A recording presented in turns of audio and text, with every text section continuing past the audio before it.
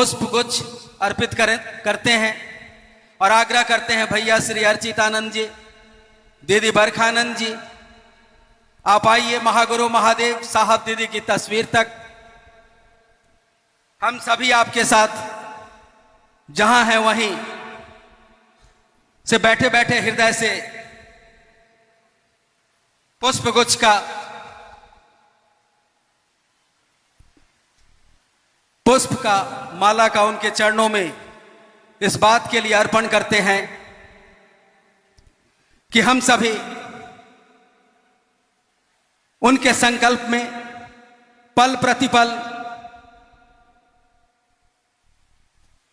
हृदय से चलते रहें और उनके संकल्प की स्थापना पल प्रतिपल हमारे हृदय में और मजबूती से होता रहे।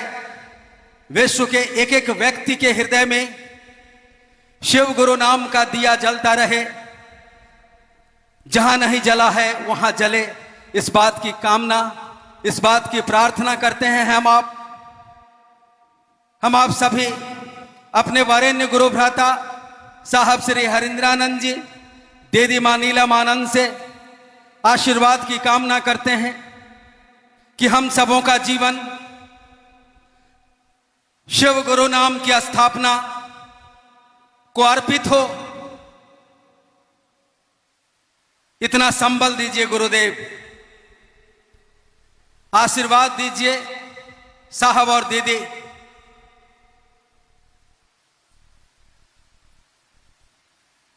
आइए कार्यक्रम की अगली कड़ी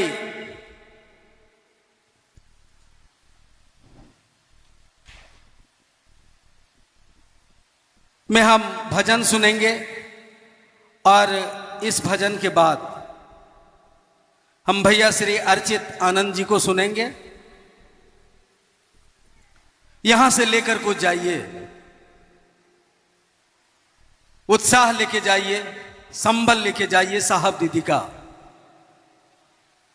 और दूसरे के हृदय में शिव गुरु नाम का दिया ईमानदारी से जला दीजिए। शेष धरती है, जैसे धरती का रस्म है उसे जी लेंगे हम। आइए भजन सुनते हैं।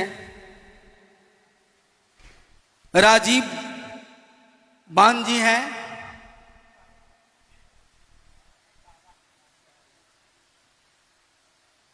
राजीव जी,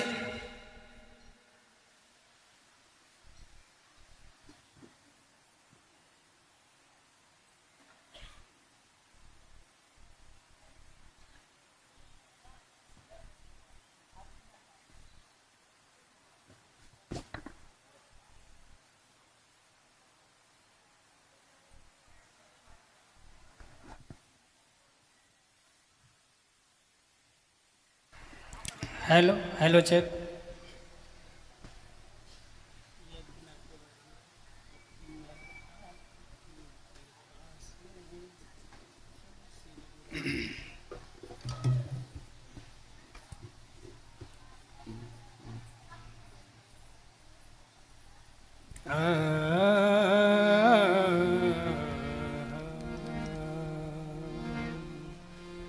शिव गुरु आपकी कृपा से सब काम हो रहा।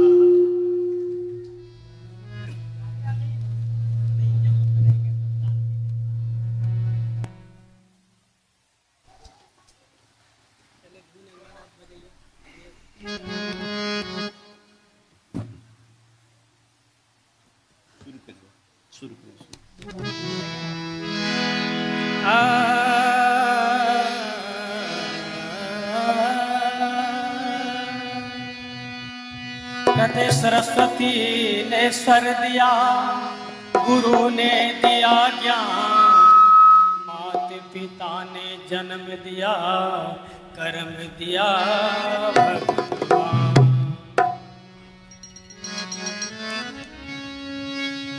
प्रेम से बोलिए गुरु दरबार। शिव गुरु आपकी कृपा से सब काम हो रहा है।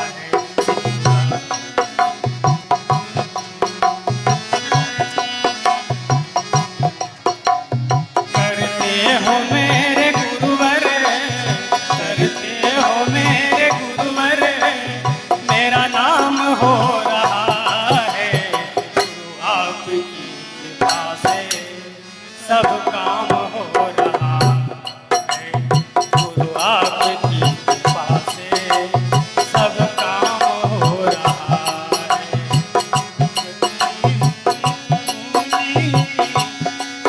मेरा नाम हो रहा है। शिव आपकी कृपा से सब काम हो रहा है। सब काम हो रहा है। पतवार के बिना ही मेरी नाव चल रही है। पतवार के बिना ही मेरी नाव चल रही है। पतवार के बिना ही मेरी नाव चल रही है।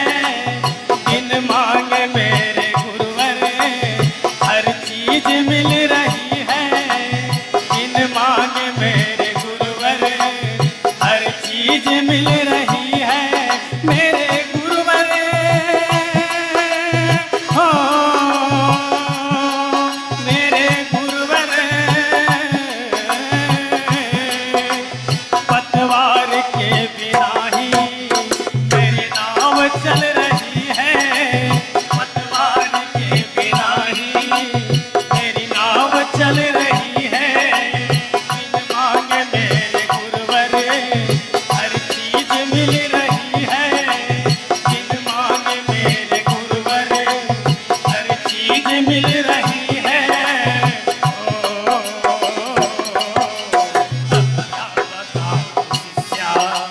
अब क्या बताऊं शिष्या, आराम हो रहा है। अब क्या बताऊं शिष्या, आराम हो रहा है।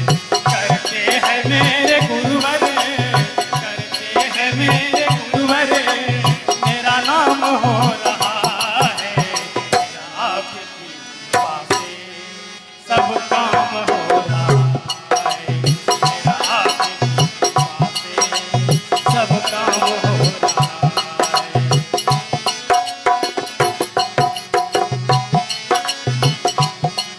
मेरा आपकी कृपा से सब काम हो रहा है। मेरा आपकी कृपा से सब काम हो रहा है। करते हैं सब गुरुवर, करते हैं सब गुरुवर, मेरा नाम हो रहा है।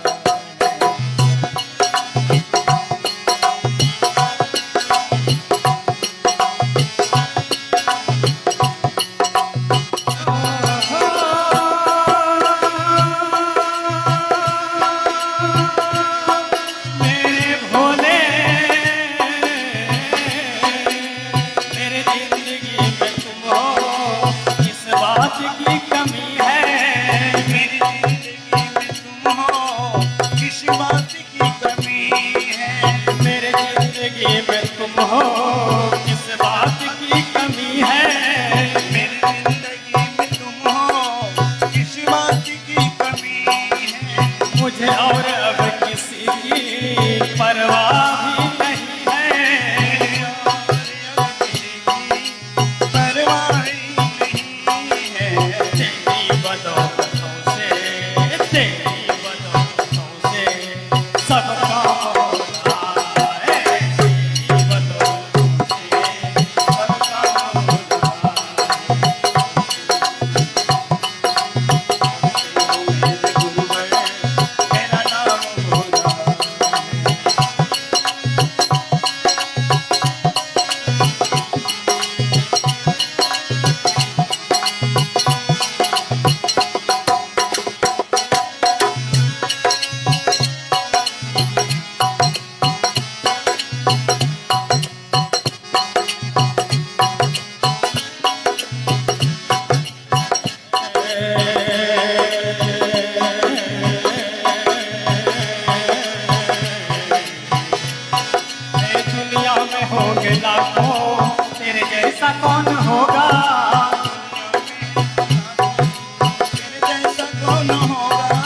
दुनिया में होंगे लाखों, तेरे जैसा कौन होगा।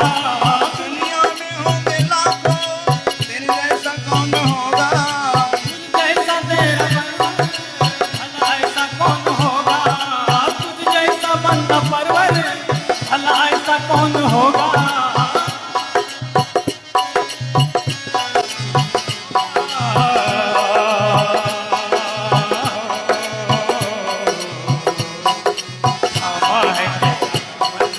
थामा है दामन आराम हो रहा है। थामा है दामन आराम हो रहा है। थामा है दामन आराम हो रहा है। कर रहे हो मेरे भोले, कर रहे हो मेरे भोले, तेरा नाम हो रहा है। मेरा हाथ से सब काम हो रहा है। गुरु बाबू से सब काम हो रहा है। गुरु बाबू से सब काम हो रहा है। गुरु बाबू से सब काम हो रहा है।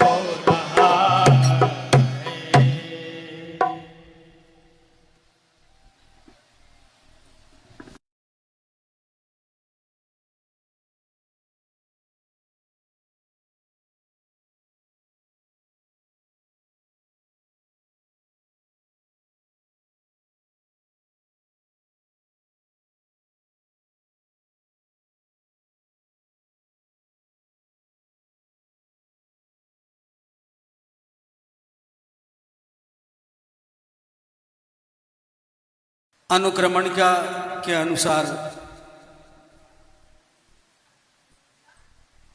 हम चलते हैं साहब दीदी के संकल्प की स्थापना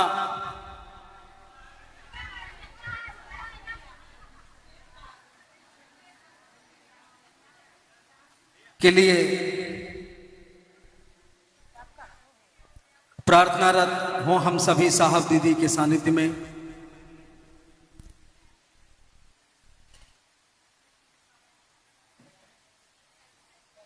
बहुत कम समय है हम लोगों के पास, काम बहुत है। साहब दीदी के साथ हमको आपको चलते रहना है। आइए हम आमंत्रित करते हैं अपने बीच भैया श्री अर्चित आनंद जी,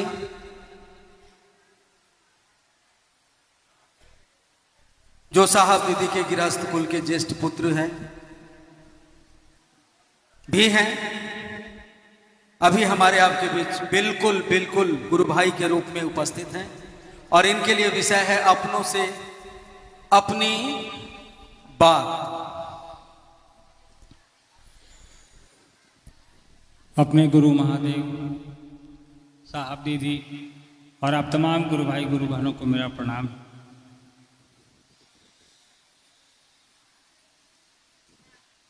चेन्नई में आयोजित इस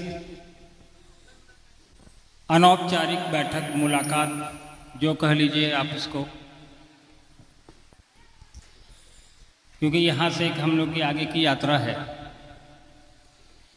तो आप लोगों से मुलाकात करने का एक सौभाग्य प्राप्त हुआ हम लोगों को।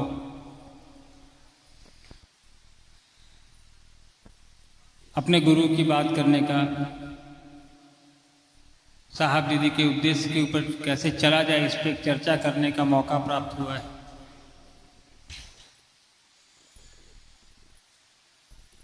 पूर्व में भी चेन्नई हम लोगों ने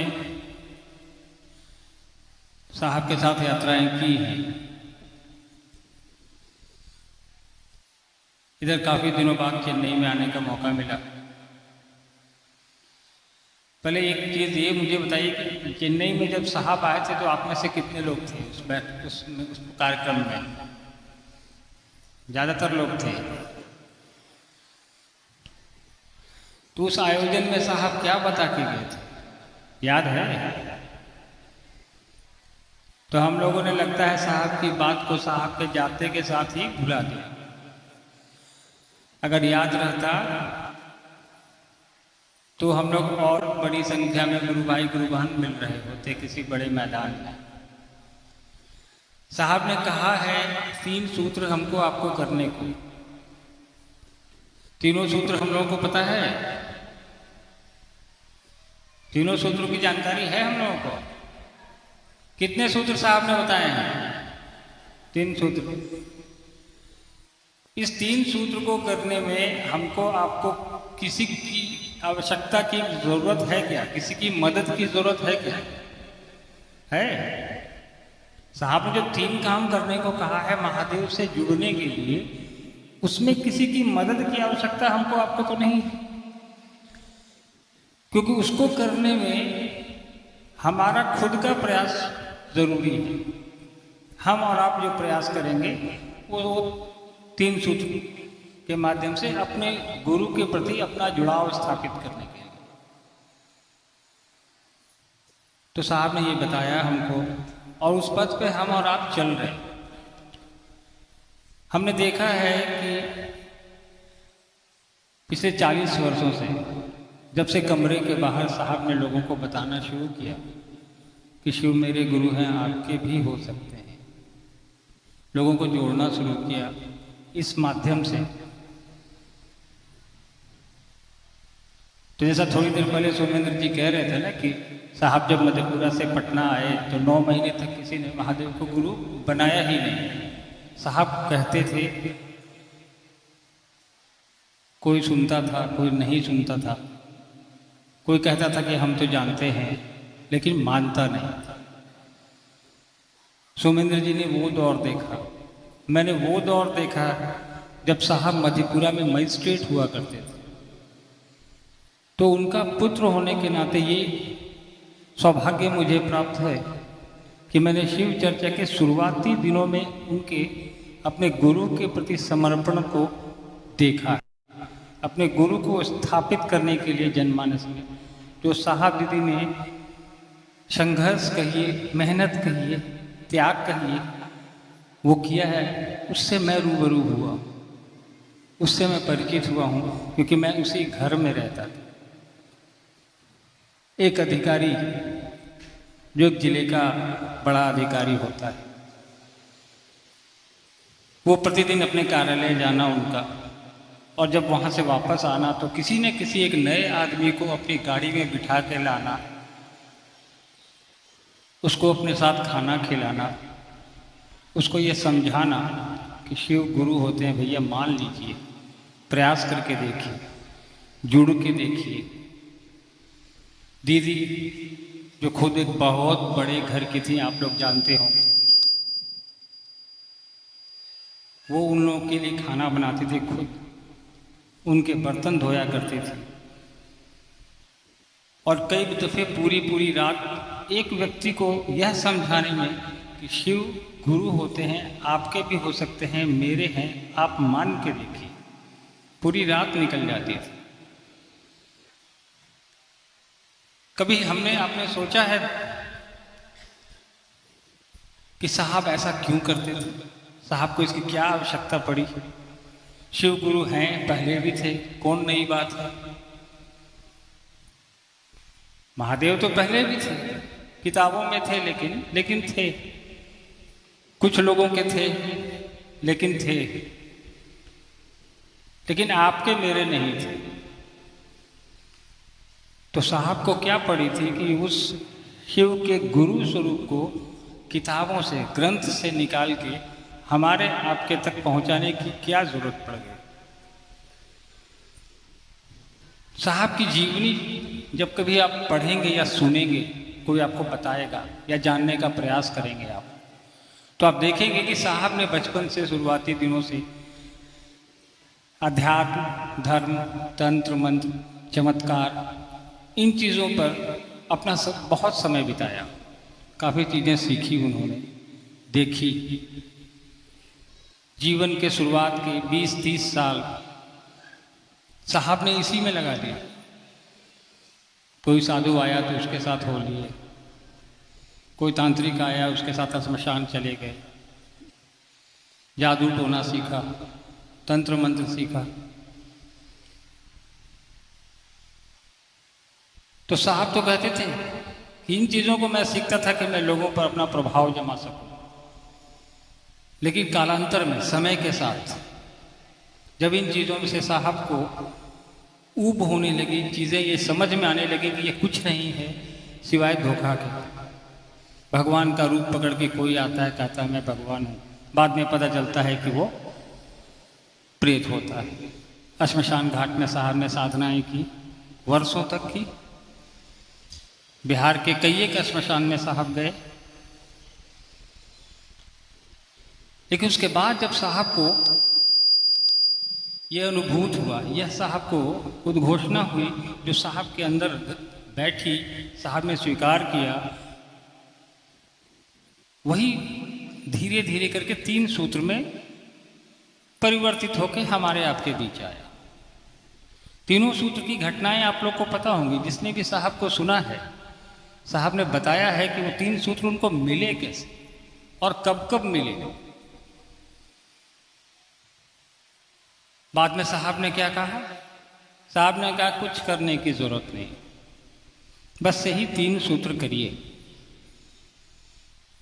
साहब ने शिव के शिष्यों के लिए कोई बाध्यता नहीं रखी, कोई वर्जना नहीं रखी, कुछ भी नहीं रखा, कुछ भी नहीं कहा कि आप ये पहनिए, आप ये खाइए, आप ये उपवास करिए, आप ये पूजा करिए। पूजा करने से मना नहीं किया, लेकिन कहा कि शिव की शिष्यता में पूजा पद्धति से भिन्न है, ये अलग है, ये गुरु शिष्य की परंपरा है। साहब ने कहा कि तुम क्या खाते हो, क्या पहनते हो, कहाँ से आते हो, किस जाति के हो, किस धर्म के हो, क्या रंग है तुम्हारा, कोई रोक नहीं। तुम्हारी यही पात्रता काफी है कि तुमने धरती पे जन्म लिया है, तो तुम शिव के शिष्य हो सकते हो। और वो भी उस शिव की बात उन्होंने की जिसकी पूजा हम और आप हजारों साल से करते आ रहे हैं। किताबों में है, ग्रंथों में है, वेदों में है, हर जगह लिखा हुआ है। जिसने भी पढ़ा होगा, सुना होगा, वो जानता है। घर घर के बाबा हैं, हर घर में शिवलिंग है, हर घर में उनकी तस्वीर है।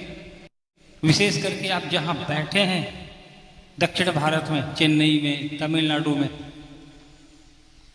भगवान शिव की व्याप्ति उत्तर भारत से ज्यादा दक्षिण भारत में। आप जिस इलाके में बैठे हैं,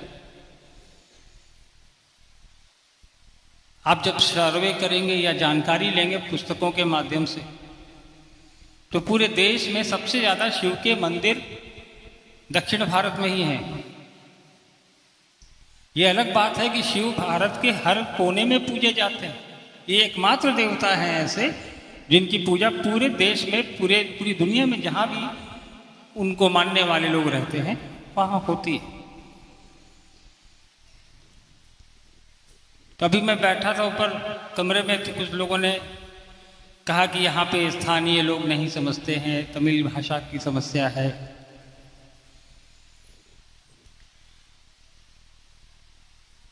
तो लोग सुन भी लेते हैं, तो फिर चर्चाओं में नहीं आते हैं। स्थानीय जो तमिल भाषी लोग हैं शिव को गुरु मान तो लेते हैं, लेकिन चलते नहीं हैं। हमने साहब का वो सुना है ना आपको कि साहब प्रतिदिन एक न एक आदमी को लेके आते थे, और एक आदमी पे वो 1-1 महीने मेहनत करते थे।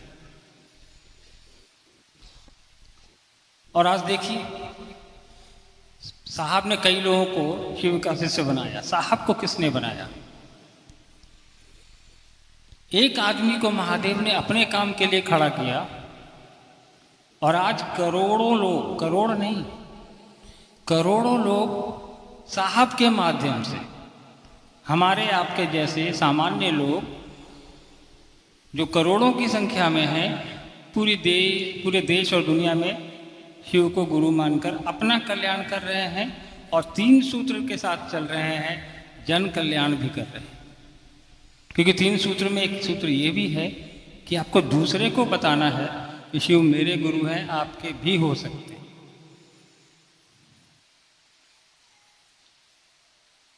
पहला सूत्र में, दूसरा सूत्र में, तीसरा सूत्र, ये तीनों सूत्र ऐसे हैं जिसमें हमको आपको कोई अपनी व्यवस्था नहीं बदलनी, अपना काम नहीं बदलना है, अपना क्षेत्र नहीं बदलना है।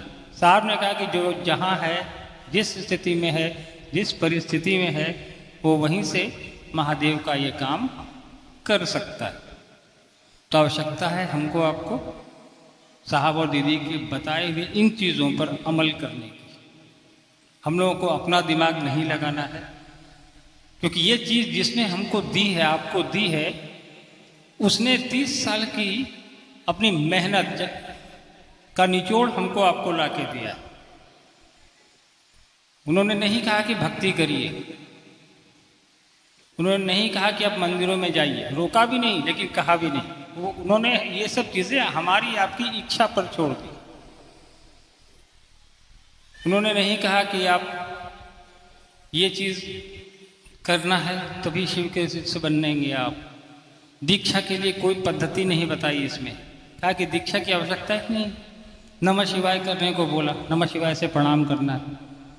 ये कैसा मंत्र है जो शिव का मंत्र है, पंचाक्षर मंत्र है, कोई भी बोल सकता है, कोई भी इसका नमन कर सकता है, कोई भी इस माला पे कर सकता है, उंगली पे कर सकता है, श्वास पे कर सकता है। साहब ने पद्धतियाँ बनाई हैं। जब आपको साहब को सुनना है यूट्यूब पे, फेसबुक पे, कहीं भी, या जिसने इस प्रत्यक्ष सुना है वो जानता होगा साहब ने क्या पद्धतियाँ बताई। हाँ, कुछ चीज़ें हैं जिस पर हमको आपको ध्यान देने की ज़रूरत है।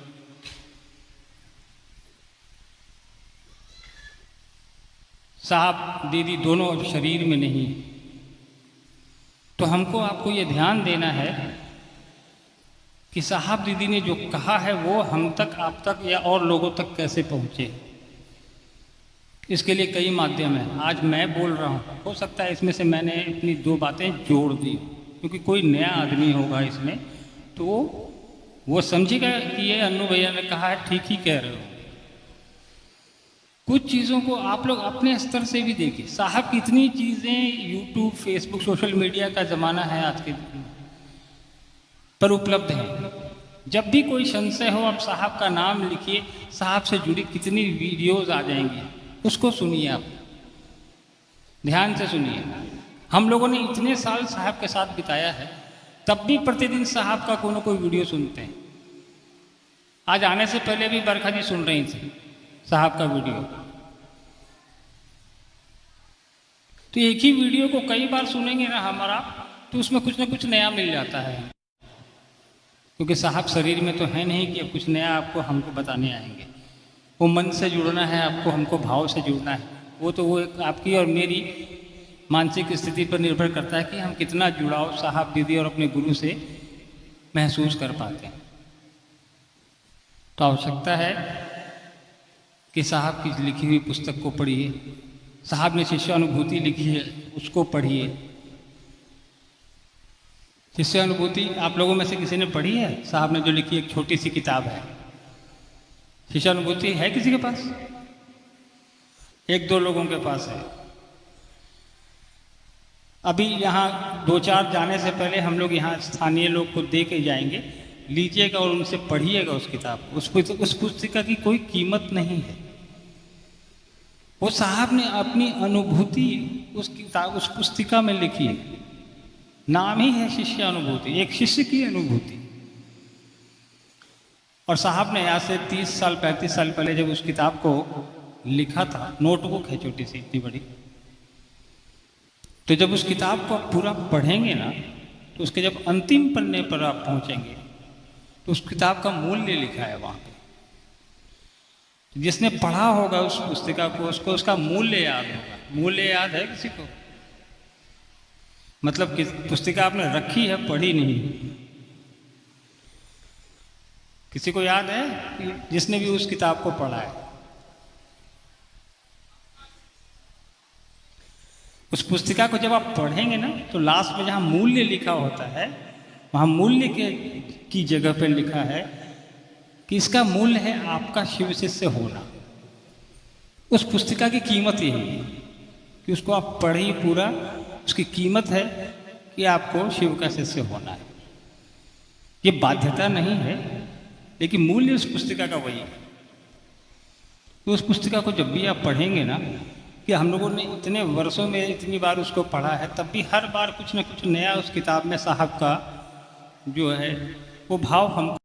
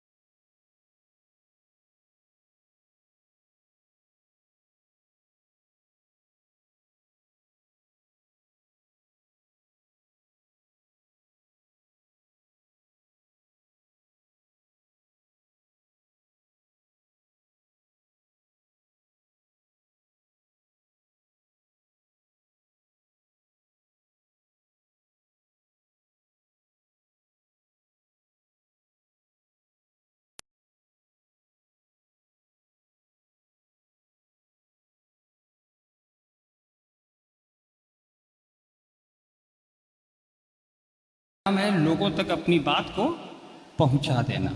हम लोग पहुंचा देंगे, उनको 3 सूत्र समझा देंगे, और इस चिंता से दूर कि इसने शिव को गुरु बनाया कि नहीं बनाया, किसी और को बताने के लिए आगे बढ़ जाएगा। तो ये चिंता अगर साहब कर रहे होते तो आज करोड़ों लोग हम और आप गुरु भाई बहन के रूप में यहाँ नहीं बैठे होते। आप इतनी दूर से यहाँ चल के आए हैं, किसी ने अपना काम छोड़ा होगा, किसी ने बच्चों को घर पे छोड़ा होगा, किसी ने नौकरी से छुट्टी ली होगी, कोई बस से आया होगा, कोई ऑटो से, कोई ट्रेन से, कोई अपनी गाड़ी से। सबने समय निकाला यहाँ तक आने के लिए कि रांची से लोग आ रहे हैं, उनसे बात करेंगे, उनसे सुनेंगे, उनसे कुछ समझेंगे या अपनी बात उनको सुनाएंगे। यही मंशा है और क्या हो। आप अपने गुरु की बात करने और सुनने आए, आप अपना पैसा लगा के यहाँ तक आए। ये कोई राजनीतिक बैठक तो है नहीं, आध्यात्मिक बैठक। आध्यात्मिक बैठक में आप अपने भाव से, अपने मन से, अपनी इच्छा से यहाँ तक पहुँचे। ये बताता है कि आपका अपने शिव के प्रति, अपने गुरु के प्रति एक आपके अंदर जिज्ञासा है, कि अंदर भाव है कि नहीं चलते हैं, गुरु भाई बहन आएंगे, महादेव की बात होगी, मिलेंगे, बैठेंगे, महादेव की बात करेंगे, कुछ सुनेंगे और कुछ सुनाएंगे। तो इस प्रवृत्ति को हम लोग को बचा के रखना है, इसको बढ़ाने की आवश्यकता है। साहब ने यही कहा कि बेमन सही सही, अगर इच्छा नहीं भी है, किसी ने के कहने पर हम यहाँ आ गए हैं, तो भी अगर बार बार अगर आएंगे जाएंगे, तो बगैर इच्छा के भी शिव के गुरु स्वरूप को से जुड़ने का प्रयास करेंगे, अनिच्छा से भी प्रयास करेंगे, तो वो धीरे धीरे वो चीज़ें फलीभूत होती हैं। ठीक उसी तरह जैसे गांव में अगर किसी ने कुआं देखा होगा, तो रस्सी जब कुएं के अंदर जाती है बाल्टी लेकर और फिर वापस आती है, उस पत्थर पर इतनी बार जाती आती है कि उस पर निशान बन जाता है। आपने देखा होगा गांव में, जो भी गांव में रहते होंगे या कभी गए होंगे, तो एक कमज़ोर सी रस्सी के बार बार चलने से जब उस पत्थर पे निशान पड़ सकते हैं, तो हम और आप तो इंसान हैं। अपने मन में ये विचार लाना कि शिव मेरे गुरु हैं, आप मेरे गुरु हैं, मुझ पर दया कर दीजिए।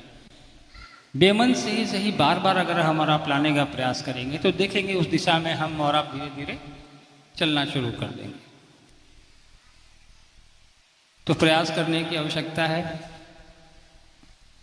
आप लोग बरखा जी को सुनेंगे थोड़ी देर में, मैं भी ज़्यादा समय नहीं लूँगा, काफ़ी देर से आप लोग बैठे हैं, इस उम्मीद के साथ कि फिर कभी जब मुलाकात होगी तो साहब दीदी के उद्देश्य के अनुरूप हम और आप जो काम कर रहे हैं उसका कुछ प्रतिफल निकल कर सामने आए, और अगली दफ़े इससे बड़ी किसी जगह पे हमारी आपकी मुलाकात हो और बात हो, जहाँ भी संभव हो सकेगा।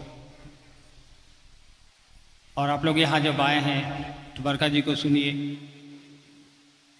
कोई जिज्ञासा हो तो उनसे करिएगा, उसका उत्तर आपको देने का प्रयास करेंगी वो। और इस उम्मीद में यहाँ से मुझको अनुमति दीजिए कि हम और आप सब मिलकर साहब दीदी के उद्देश्य पर चलें, और अगली बैठक चेन्नई के किसी मैदान में हो और महादेव काम और तीव्र गति से बढ़े। आप सभी को मेरा प्रणाम है। थैंक यू, धन्यवाद।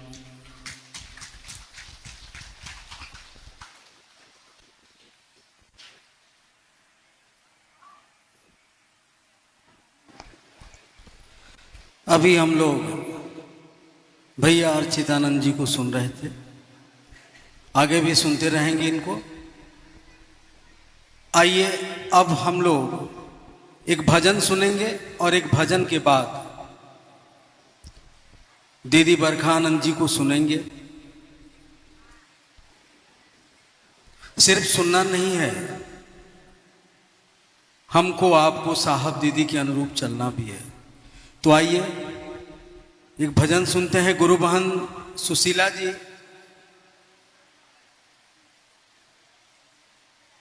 सुशीला चुलाई जी हैं, उनसे आग्रह है आप तक आवाज जा रही हो तो आप आइए।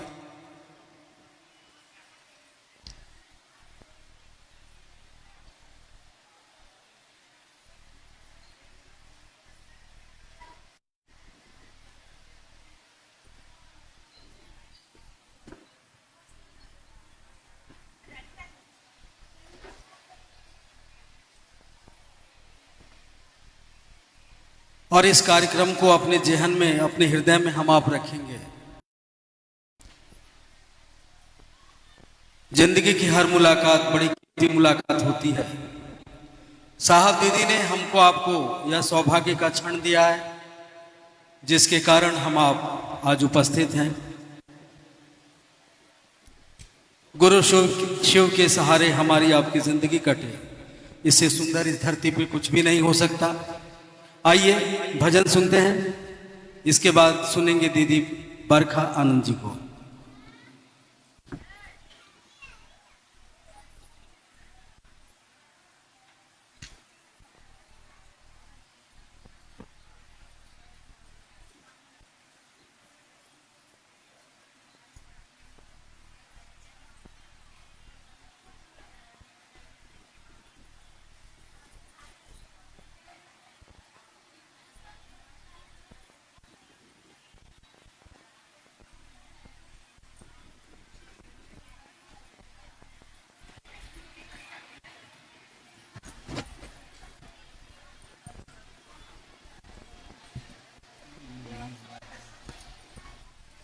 सर्वप्रथम देवाधिदेव महादेव के चरणों में प्रणाम करती हूँ, मेरा प्रणाम स्वीकार। माँ गौरी के चरणों में प्रणाम करती हूँ, मेरा प्रणाम स्वीकार। इस कालखंड के सर्वप्रथम साहब हरिंदर के चरणों में प्रणाम करती हूँ, मेरा प्रणाम स्वीकार। ममता मई नीलम दीदी के चरणों में प्रणाम करती हूँ, मेरा प्रणाम स्वीकार। यहाँ पे जितने गुरु भाई गुरु बहना उपस्थित है सभी के चरणों में मैं प्रणाम करती हूँ, मेरा प्रणाम स्वीकार। एक छोटा सा भजन मैं देने जा रही हूँ। मेरे सिर पर रख दो बाबा, मेरे सिर पर रख दो बाबा, अपने दोनों हाथ, देना हो तो दीजिए जन्म जन्म का साथ, देना हो तो दीजिए जन्म जन्म का साथ। मेरे सिर पर रख दो बाबा, मेरे सिर पर रख दो बाबा, अपने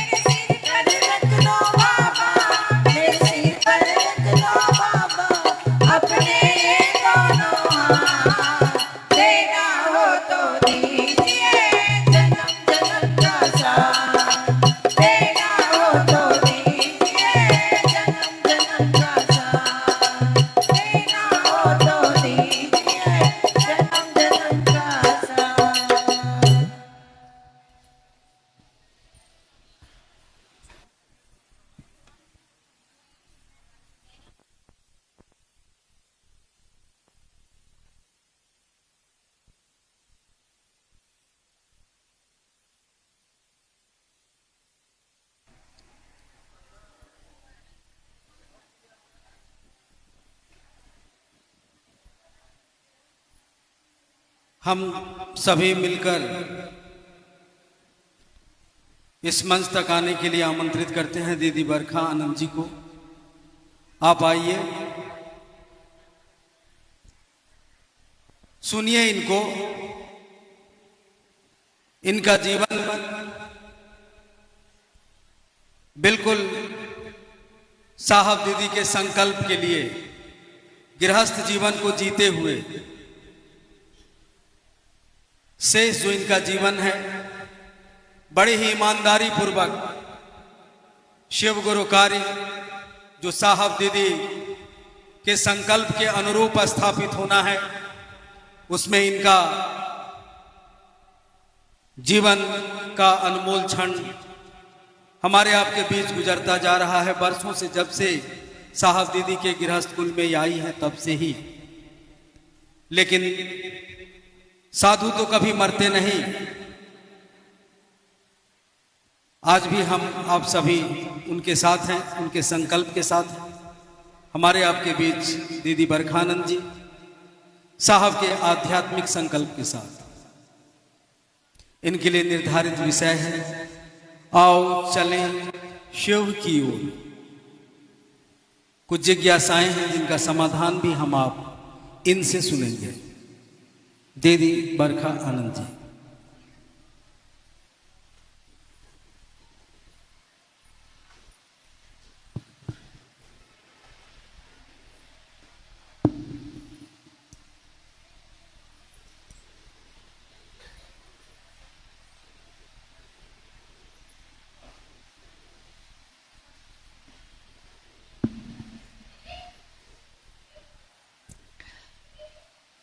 मेरे गुरु महेश्वर शिव को मेरा प्रणाम है। इस कालखंड के प्रथम शिव के शिष्य और हम सबों के परम आदरणीय वरेण्य गुरु भ्राता साहब श्री हरिंदानंद जी के चरणों में मेरा प्रणाम है। शक्ति स्वरूपा माँ नीलम आनंद जी के चरणों में मेरा प्रणाम है। और चेन्नई के इस हॉल में उपस्थित, इस संगोष्ठी में उपस्थित आप सभी गुरु भाई गुरु बहन के चरणों में मेरा प्रणाम है।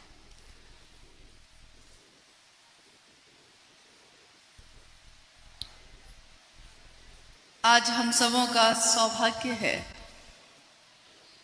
कि अपने गुरु शिव के लिए कुछ वर्ष के बाद फिर से आने का और मिलने का सौभाग्य प्राप्त हुआ है। चेन्नई की इस धरती पे जब पहली बार अपने गुरु शिव के लिए हम लोग आए, आज भी उस दिन की स्मृति वैसी ही है जैसे कि अभी अभी हुई है। वरेण्य गुरु भ्राता साहब श्री के साथ यहाँ हम लोग का आना हुआ और शिव गुरु महोत्सव का आयोजन यहाँ के गुरु भाई गुरु बहनों ने किया, जिसमें उनकी उपस्थिति हुई। बहुत उल्लास, बहुत आनंद इसके साथ उस आयोजन को संपन्न किया गया। और साहब ने कहा उस कार्यक्रम में कि फिर आऊंगा, महादेव की बात मत भूलिएगा। दुनिया में सारी चीजें भूल जाए लेकिन वो महादेव याद रहे। याद नहीं अब कुछ, भूल गया सब कुछ, पर एक बात ना भूली, बस इतना याद रखिएगा कि महादेव मेरे गुरु हैं और इस याद को भूलने मत दीजिएगा। दोबारा फिर जब साहब का अंडमान में कार्यक्रम हुआ और वहां जाने का सौभाग्य मिला, तो फिर से हम लोगों ने अनुरोध किया कि आप अगर एक बार चेन्नई होते हुए जाएंगे तो लोग मिल लेंगे, तो यादें फिर से ताजा हो जाएंगी और महादेव के काम को बल मिलेगा। साहब ने सही मनसा से किए हुए हर अनुरोध को स्वीकार किया है, उस दिन भी स्वीकार किया और एक ऐसा दिन दिया देखिए, इस पे हम लोग को सोचना होगा।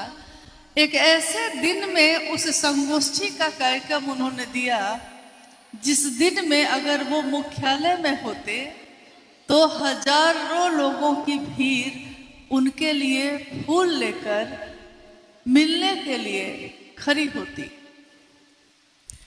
वो दिन था 31 अक्टूबर 2018 और हम लोग फिर से चेन्नई की इसी धरती पे साहब श्री के साथ आए। साहब आ रहे हैं, उनका जन्मदिन है और चेन्नई की धरती पे उस दिन शिव गुरु संगोष्ठी है, शिव शिष्यों की संगोष्ठी है। उस संगोष्ठी में जो लोग भी उपस्थित थे उसमें से आज यहाँ इस हॉल में कौन कौन है जो उस दिन भी थे? आप लोग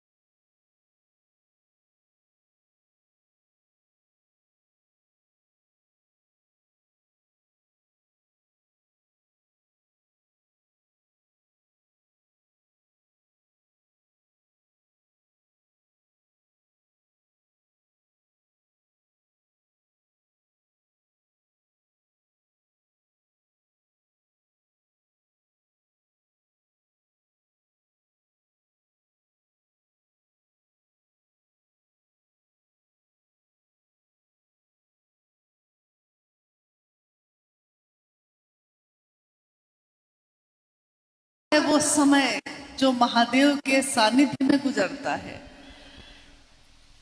उस पल को फिर हम नहीं जी सकते जो उस दिन हमने जिया था उनके साथ।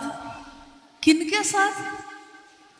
जिनकी बात अभी सुबह से आप सुन रहे हैं।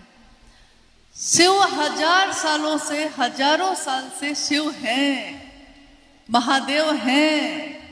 महादेव की कथा का प्रचलन है, हजारों सालों से है। महादेव के अनेक स्वरूप हैं जिसकी पूजा का प्रचलन भारतवर्ष में ही नहीं पूरी दुनिया में है।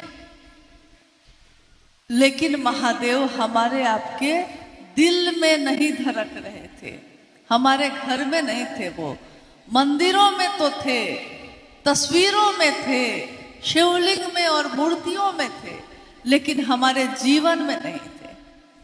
भगवान थे, मेरे अपने नहीं। भगवान मतलब होता ही है जो सबका हो। और साहब ने बड़ी महत्वपूर्ण बात कही। उन्होंने कहा कि जो सबका होता है वो किसी एक का नहीं होता, क्योंकि जो सबका होता है उसकी परवाह कोई नहीं करता। मेरा होगा तो हम परवाह करेंगे, लेकिन सबके हैं आप तो हम सोचेंगे कि सब तो है आपके लिए, हम क्यों, सिर्फ हम क्यों। और साहब ने कहा कि महादेव सबके हैं, इसीलिए किसी एक के नहीं हो पाए। सबसे पहली पंक्ति उन्होंने यही कही कि महादेव का जो भी ध्यान आता है उस महादेव का वही ध्यान करिएगा और कहिएगा, हे शिव आप मेरे गुरु हैं, मैं आपका शिष्य हूं, मुझ शिष्य पर दया कर दीजिए। जैसे ही मेरे नाम की घोषणा होती है, आपके नाम की घोषणा किसी ने की होगी कभी, आपने भी बहुत लोगों के नाम की घोषणा की होगी। उस समय को, उस क्षण को याद करिए, जिस समय किसी ने आपसे कहा होगा कि आज से और अभी से ये गुरु भाई या ये गुरु बहन, इन्होंने महेश्वर शिव को अपना गुरु बनाया है, इनके नाम की घोषणा शिव के अंतरिक्ष साम्राज्य में दर्ज हो। और कुछ लोगों ने जय घोष किया, कुछ लोगों ने कहा, जागा जागा महादेव। ये पंक्ति जैसे गूंजी होगी, आपकी अनुभूति होगी, क्योंकि हमारी भी है, बहुतों की है, कि लगा होगा उस क्षण में कि जैसे कुछ हुआ है, कोई बात प्रवेश कर रही है दिल में, दिमाग में नहीं। कोई बात ऐसी हुई है अभी अभी जो सीधे मेरे दिल में प्रवेश कर रही है, और हमारा मन और शरीर रोमांचित हो गया है, कुछ क्षण के लिए ही सही, लेकिन हुआ होगा आपके साथ। यानी ये विचार जो हमारे मन में प्रवेश किया है, इस शरीर में जो मन और दिल और दिमाग रहता है, उसमें उसने कुछ संचरित किया है, कुछ प्रवेश हुआ है हमारे अंदर। क्या हुआ है, ये इन आंखों से दिखाई नहीं दिया, इन आंखों से वो नहीं दिखा। बहुत ऐसी चीजें हैं जो आंखों से दिखाई नहीं देती, लेकिन उसके कारण हमारा आपका जीवन चलता है। बहुत ऐसी चीजें हैं। अब आप बताइए, हमारे रिश्ते हैं जगत में, हम आप जीवन में हैं, जन्म लिए हैं तो माँ बाप होंगे। माँ बाप से रिश्ता है, कौन सा रिश्ता है? सिर्फ बोली का है या भाव का है? ज्यादातर लोगों का भाव का ही होता है, पिता का भाव, माँ का भाव, और इधर से पुत्र का भाव या पुत्री का भाव। यानी लौकिक जगत में भी जितने भी रिश्ते होते हैं, रिश्ते तभी टिकते हैं जब उसमें भाव शामिल हो। जब लौकिक रिश्ते भाव पे बनते हैं और अगर भाव नहीं हो तो टूट जाते हैं, तो पारलौकिक रिश्ता के लिए बिना भाव के ही संभव होगा? शुरुआत में तो भाव नहीं होता है, धीरे धीरे होगा। लेकिन धीरे धीरे कैसे होगा? हम करेंगे क्या? हम सिर्फ वो काम करें जो वरेण्य गुरु भ्राता साहब श्री ने कहा है, क्योंकि किसी व्यक्ति ने कहा है इसके लिए नहीं, शिव के शिष्य ने कहा है इसके लिए हमको आपको करना है। सपना जी बैठ जाइए, बैठ जाइए, क्योंकि बहुत कम समय है हम लोग के पास भी और आपके पास भी। जब से हम लोग बैठे हैं, इतने ही लोगों में कितने लोग आपस में बात कर रहे हैं। उस दिन भी कर रहे थे, जिस दिन साहब उस हॉल में बैठे थे, और उस दिन भी साहब ने एक बात कही थी, पता नहीं आपको याद है कि नहीं है, याद होगा। उन्होंने कहा था कि मैं कहूं कि चुप हो जाओ और तुम चुप हो जाओगे, सन्नाटा हो जाएगा, कहीं कोई आवाज नहीं होगी। सन्नाटा बाहर की चीज है और शांति अंदर की चीज है। बाहर से चुप कराया जा सकता है, लेकिन जब तक आपके मन में हलचल होगी, बाहर भी आप हलचल में ही रहिएगा। लगातार आप किसी न किसी से बात करिएगा, किसी की तरफ देखिएगा, क्योंकि आपका मन भी हलचल में है। तो मन हलचल में है तो उसका असर शरीर पे भी है। हम लोग बात कर रहे थे कि आज जो हम लोग बैठे हैं यहाँ, हम लोग अपने जीवन में बहुत कुछ करते हैं। कितने संबंध हैं हमारे, पति से, माँ से, पिता से, बेटा से, सास ससुर से, भाई से, बहन से, दुश्मन से, दोस्त से, कितने रिश्ते हैं। हर रिश्ते को हम निभाते हैं, बहुत ऐसे भी रिश्ते हैं जिससे हम कोई उम्मीद नहीं रखते। हम नहीं सोचते कि वो मेरे लिए करेगा, इसलिए हम उसके लिए करें। मेरा बेटा बीमार हो गया और रात भर बुखार में है। हम माँ हैं, रात भर उसके सिरहाने बैठे हैं। आपके साथ हुआ होगा, आप बैठे होंगे।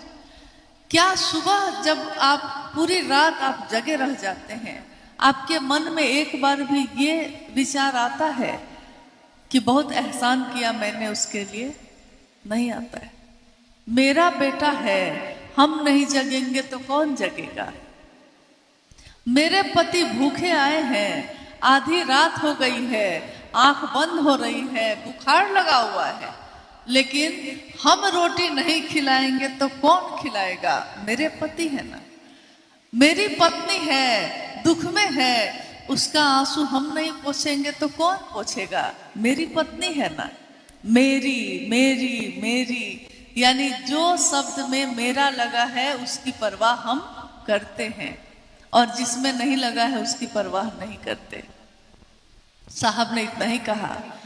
उस शिव को कहना, हे शिव आप मेरे गुरु हैं। पहला सूत्र, मेरा नहीं होगा तो आगे के दोनों सूत्र भी हल्के हो जाएंगे। जब आप मेरे ही नहीं हैं तो हम आपकी बात क्यों करेंगे? और जब आपकी बात ही हम नहीं करेंगे तो आपको मेरा मन प्रणाम क्यों करेगा? नहीं करेगा। तो शिव की कथा का प्रचलन तो बहुत दिनों से रहा है। हर दिन आपके जीवन में कभी रामायण की कथा, कभी भागवत की कथा, कभी कुछ कथा तो खूब होता है। क्या आज तक के इतिहास में किसी ने कहीं पे पढ़ा या लिखा या सुना है कि चर्चा, शिव चर्चा, ये कभी सुना था किसी ने? हजारों साल के इतिहास में, शास्त्र में, किताबों में, ग्रंथ में कहीं भी चर्चा शब्द का उपयोग नहीं हुआ है। कथा शब्द का हुआ है। कथाएं बहुत है, वो हम सुना सकते हैं, उससे भी हम सीखते हैं, बहुत कुछ सीखते हैं।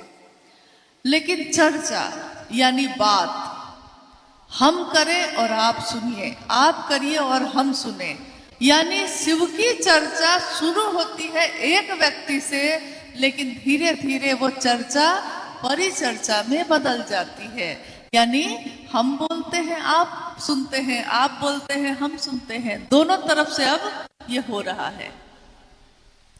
और इसमें क्या होता है, जिसकी बात हम सबसे ज्यादा करते हैं वही हमको नींद में भी दिखाई देता है, ध्यान में भी वही आता है और नींद में भी वही दिखाई देता है। जैसे हमारे आपके घर में हमेशा ऐसा होता है, देखिएगा कि अक्सर शाम के समय में कोई ना कोई भूत प्रेत की बात शुरू कर देगा। हमेशा ऐसा हुआ है हम लोग के यहाँ। शाम में ही करेगा, पूरे दिन नहीं करेगा। शाम में जब अंधेरा हो रहा है उसी समय ऐसा हुआ, ऐसे हम आ रहे थे तो ऐसी घटना हुई, फिर हम डर गए, एक छाया थी, मतलब ये सारी बात। और जो सुन रहे होते हैं वो लोग कहने लगते हैं, अभी मत बोलिए, रात में नींद भी नहीं आएगी। देखिए बात का कितना प्रभाव है। वो भूत दिखाई नहीं दे रहा है, उसकी बात हो रही है, शमशान, भयानक चीजों की बात हो रही है, लेकिन हम डर जाते हैं कि अभी रात में आप कह रहे हैं ये बात, सोएंगे तो नींद में भी वही दिखाई देगा, और दिखाई भी देता है। अचानक पता चलता है, सोए में कोई चिल्लाने लगता है, पकड़ो पकड़ो, भागो भागो चिल्लाने लगता है। यानी उसके मन पे दिन में जितनी बातें हुई हैं उसका इतना असर है कि रात की नींद में भी अभी तक वो उसी असर पे है। साहब ने कहा, जिसकी नींद में भी शिव अवस्थित हैं, जिसकी नींद में भी शिव दिखाई देते हैं, ध्यान में आते हैं, सपने में आते हैं, शिव ही आते हैं, वही ऋषि है, वही साधु है। आज तक तो लोग साधु बनने के लिए अपने घर को छोड़ के हिमालय पे जाके बैठते थे, जंगल में जाते थे, लेकिन हमारे आपके जीवन में कितनी हलचल है। सुबह से रात तक व्यापार है, पति है, पत्नी है, बच्चे हैं, खाना बनाना है, बिजनेस करना है, नौकरी करनी है, सारे काम करने हैं। लेकिन उन सारे कामों में, उन सारे बेचैनी और शोरगुल में भी महादेव याद आते हैं। और शिव की चर्चा गुरु आदेशित कर्म है, यह भी आपने सुना होगा। यह गुरु आदेशित कर्म क्या होता है? गुरु आदेशित कर्म पे कितनी कहानियां हैं, कितनी घटनाएं हैं। जैसे गुरु ने कहा कि ये करना है, अब शिष्य तो वही करेगा जो गुरु का आदेश है। लेकिन गुरु ये नहीं कहते कि कैसे करेगा, क्या क्या करेगा। साहब के जीवन की घटना आपने सुनी होगी। उसमें उनके जीवन में यह घटित हुआ कि आकाशवाणी हुई और आकाशवाणी में आवाज आई कि जो तुम करते हो वो दूसरे को करने के लिए कहना, यानी शिव शिष्य बनना और दूसरे को शिव शिष्य बनने के लिए प्रेरित करना। शिव की चर्चा करने के पीछे एकमात्र उद्देश्य यही होता है, मेरा हो या आपका, किसी का भी। अब मान लीजिए गुरु का आदेश ये है, तो हमको आपको क्या क्या करना पड़ता है? गुरु ने तो एक वाक्य में ना आदेश दिया, लेकिन हमको आपको क्या क्या करना पड़ता है? कोई आपको 10 बात सुनाता है, फिर भी आप उसको हाथ जोड़ के कहते हैं मुस्कुरा के कि अच्छा चलिए ना, जो हुआ उस पर मिट्टी डालिए, चलिए ना महादेव के काम में चलते हैं, महादेव का कार्यक्रम है, चलिए सब कोई चलते हैं। भूल गए आप, भूले नहीं, आपने भुला दिया, महादेव के लिए भुला दिया। यानी गुरु का आदेश जो है उसमें ताकत है, बल है। जैसे घटना है, हमारे देश में, भारत में प्राचीन समय में गुरुकुल परंपरा चलती थी। आश्रम होते थे और राजा का बेटा भी या गरीब से गरीब आदमी का बेटा भी गुरुकुल में जाकर ही पढ़ाई करता था। तो उस समय बहुत सारे गुरु थे, ऋषि थे। उसी में एक ऋषि थे, ऋषि धौम्य। उनके बहुत सारे शिष्य थे।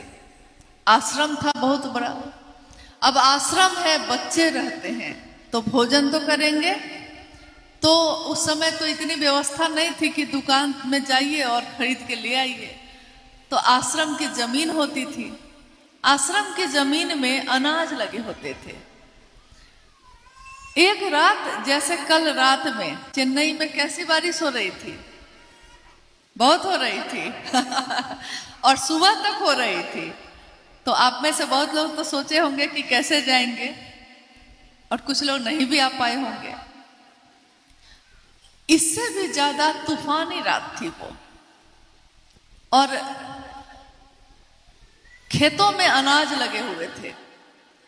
गुरुजी ने यानी ऋषि धौम्य ने अपने शिष्यों को बुलाया और कहा कि अनाज अगर बर्बाद हो गया खेत का तो खाएंगे क्या बच्चे, और रात है तूफानी, बारिश हो रही है बहुत।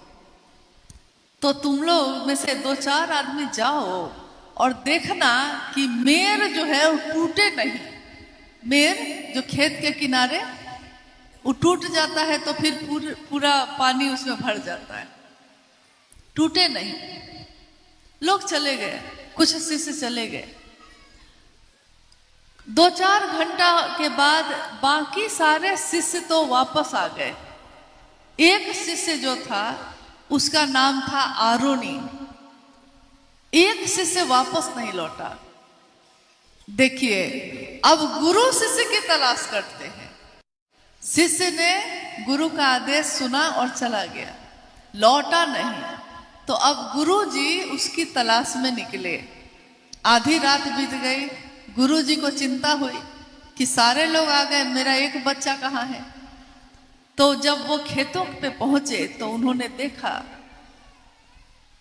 कि उनका शिष्य आरोनी एक जगह खेत की मेर टूट गई है और उसने अपने शरीर को ही वहां लेटा दिया है। मतलब वो लेट गया है, मेर के जगह पे वो खुद ही लेट गया है। ताकि पानी नहीं आए। बाकी सारे शिष्य लौट गए। गुरु जो है उनकी आंखों में आंसू आ गए। उन्होंने कहा, आरुणि तुम क्यों लेट गए, तुम्हें कुछ हो जाता। शिष्य ने कहा, आपका आदेश है कि मेर नहीं टूटनी चाहिए, तो तन मन धन, यही 3 चीजों से ना किसी भी रिश्ते की परवाह हम करते हैं। तो मन तो है, धन मेरे पास नहीं, लेकिन तन तो है। तो मन से कोशिश किया तो रुका नहीं, तो अब मेरे पास ये तन था, ये शरीर था, तो इस शरीर को ही लगा दिया। गुरु आदेश देते हैं कैसे करना है, अब शिष्य को करना है।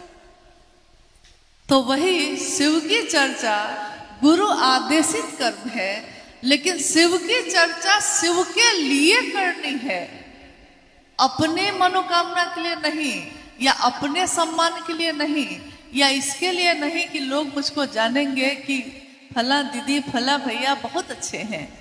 हमको जान ही जाएंगे तो क्या होगा? क्या मेरी मौत नहीं होगी? क्या हम खत्म नहीं होंगे? मुझको लोग बहुत सम्मान दे ही देंगे तो क्या होगा? क्या महादेव का शिष्य होने से बड़ा सम्मान कोई दुनिया में दे सकता है? जब साहब हरिंद्रानंद जी ने और मां नीलम आनंद जी ने शिव का शिष्य होने का मान दिया है, उस मान से ज्यादा ये दुनिया क्या दे सकती है? इससे बड़ी चीज नहीं हो सकती कुछ भी। तो इसकी कामना हम आप क्यों करें? नहीं करने की जरूरत है इसको। जो चीज खुद ही मिलेगी आपको, जो महादेव की बात करता है, दुनिया के लोग खुद ही उसको प्यार करते हैं, खुद ही उसका सम्मान करते हैं। अब है महादेव को प्रणाम करने की बारी। तो महादेव को प्रणाम करना यानी तीसरा सूत्र, मन ही ना प्रणाम करेगा। प्रणाम तो हम लोग बहुत लोगों को करते हैं, लेकिन मन का भाव शामिल नहीं होता। अब देखिए, ये तीनों सूत्र शिव को गुरु बनाने में सहायक हैं, यानी मदद करते हैं। लेकिन इन तीनों सूत्रों में पहला सूत्र भी बार बार दोहराया जाता है ताकि मन में भाव पैदा हो। दूसरे सूत्र में भी बार बार हम महादेव की बात करते हैं ताकि भाव पैदा हो। तीसरे सूत्र में बार बार महादेव को प्रणाम करते हैं ताकि शिष्यता के भावांतरण के लिए, शिष्य भाव के भावांतरण के लिए हमारा मन प्रणाम करे शिव को, इसके लिए करते हैं। अब आप कहिएगा कि हम तो करते हैं, हम 24 घंटे में 108 बार माला से भी जप करते हैं, हम अजपा जप सांस पे भी प्रणाम करते हैं, हम चर्चा भी करते हैं और हम दया भी मांगते हैं। लेकिन इन तीनों कामों को करने में अगर हमारे मन की संवेदना, हमारे मन की जो अनुभूति है, हमारे मन का जो एहसास है, जो भाव है, कुछ भी कह लीजिए उसको, अगर शामिल नहीं है, तब इसका परिणाम क्या होगा? काम तो हुआ लेकिन मशीन की तरह हो गया। जैसे मशीन में आप गाना बजा दीजिए, गाड़ी चलती है ना, तो मशीन ही है ना, टेप रिकॉर्डर जो लगा है उसमें गाना बजता है, हंसने वाला गाना बजता है तो हम लोग हंसने लगते हैं, दर्द वाला गाना बजता है तो आंखों में किसी की याद आ जाती है और आंखों से आंसू बहने लगते हैं। प्रेम का गीत होता है तो जिसको प्रेम करते हैं उसकी याद आ जाती है, जिससे प्रेम करिए उसकी याद आ जाती है। यानी हमारे मन पे उन चीजों का प्रभाव होता है, लेकिन उस मशीन पे कोई प्रभाव नहीं होता, जबकि उसी मशीन में ये गीत बजते रहते हैं। ये तीनों सूत्र हमारे द्वारा अगर किए जाते हैं और मशीन की तरह किए जाते हैं तो इसका कोई प्रभाव नहीं होगा। लेकिन अगर भाव है और बाकी कुछ भी नहीं है तो इसका बिल्कुल पूरा का पूरा वैसा ही प्रभाव होगा जैसा साहब श्री ने कहा है। ठीक वैसे ही जैसे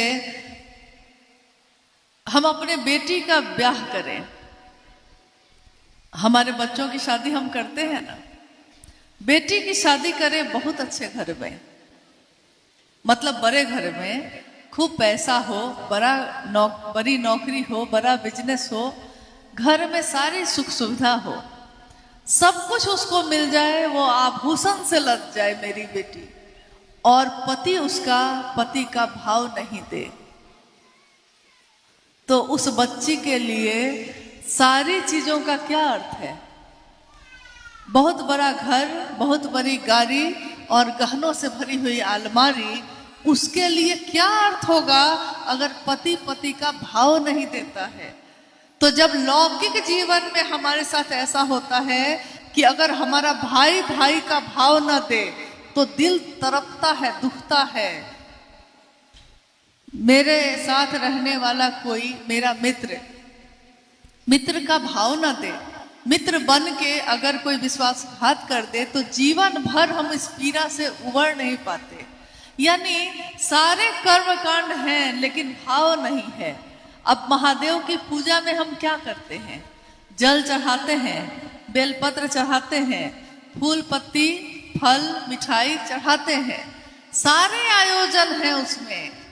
शिव की चर्चा में हम दरी बिछाते हैं, माइक गाते हैं, चर्चा करते हैं, सारे आयोजन किया है हमने, लेकिन मन में भाव नहीं। महादेव क्या ग्रहण करेंगे? ये जो दरी बिछाई मैंने वो, ये माइक लगा है वो, या हम लोग एक साथ यहाँ आके बैठे हैं और 1 घंटे बाद चले जाएंगे वो? नहीं, वो तो भाव के भूखे हैं। भाव सत्ता है और भाव सत्ता से भाव के स्तर पे ही संपर्क हो सकता है, उसके नीचे संपर्क नहीं हो सकता। कोशिश आप कर सकते हैं। एक बहुत बड़ी विधा साहब हरिनानंद जी ने दी, लेकिन क्योंकि हमारा आपका स्वभाव है कि जब तक वो सत्ता शरीर में रहती है हम उसकी कद्र नहीं करते, हम नहीं समझते कि हमको क्या मिल रहा है।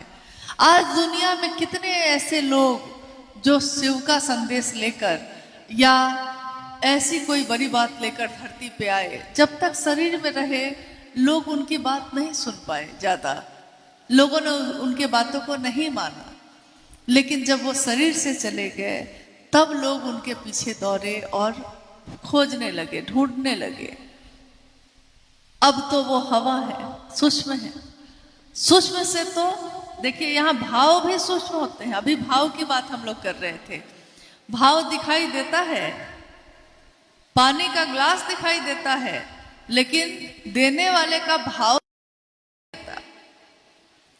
किसी के घर में आप जाइए पहली बार, उसने आपका स्वागत किया है, आपके लिए भोजन बनाया है, सब कुछ किया है, लेकिन उसके घर से जब आप निकले हैं तो आपने दूसरे व्यक्ति से कहा है दोबारा इसके यहाँ नहीं आएंगे।